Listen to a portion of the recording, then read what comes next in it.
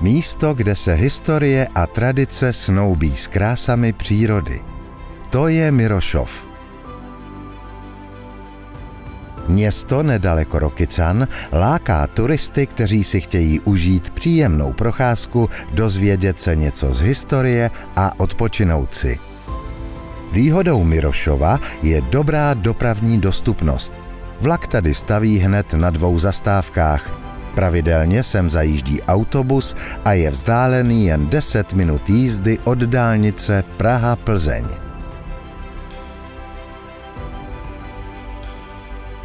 První, co turisty po příjezdu zaujme, je samotné centrum města.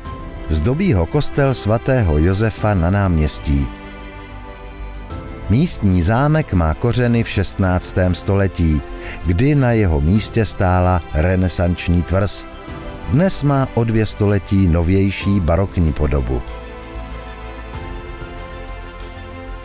Po cestě za památkami se můžete osvěžit v několika místních restauracích. Příjemná procházka je ke kapličce Panny Marie Lurdské, u které najdete jeden z několika mirošovských památných stromů.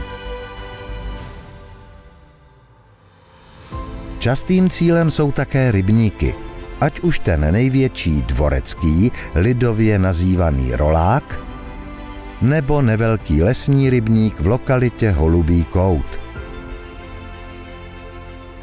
Klidných odpočinutí u vody je ale více, ať už je to rybník Cihelský, menší rybník na Rokli, nazývaný Rokeláček, nebo rybník Farský, alias Faráček. V Mirošově byla v první polovině 19. století objevena černouhelná žíla a začalo se tu dobývat. V dobách, kdy byla těžba nejaktivnější, tady pracovalo přes 1500 horníků. Hornickou historií vás provede naučná stezka za černým diamantem. Lidé zdaleka i blízka se sem také pravidelně sjíždějí na prokopské slavnosti.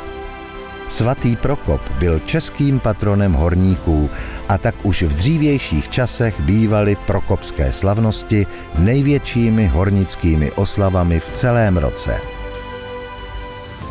Uhlí bylo také důvodem vzniku železnice do Rokycan a později i druhým směrem do Nezvěstic.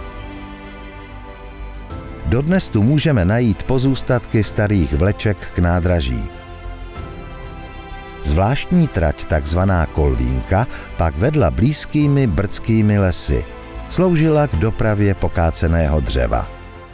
S rozvojem města souvisí i těžba železné rudy a hutě.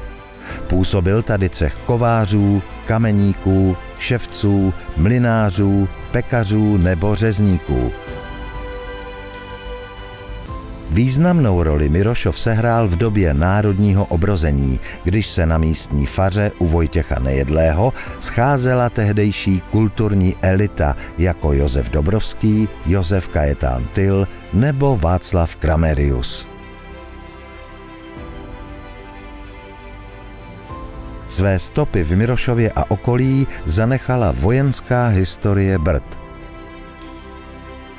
Za první republiky tady vznikla armádní střelnice. Blízké obce zanikly a dlouhé roky byl do Brd omezený nebo přímo zakázaný vstup. Postupné rozšiřování vojenského újezdu je viditelné v okrajových částech města.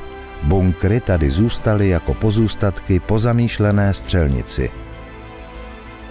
Smutnou vzpomínkou je období druhé světové války, kdy nedaleko města vznikl kárný a později koncentrační tábor. Mirošov slouží jako výchozí bod pro výlety právě do brdských lesů.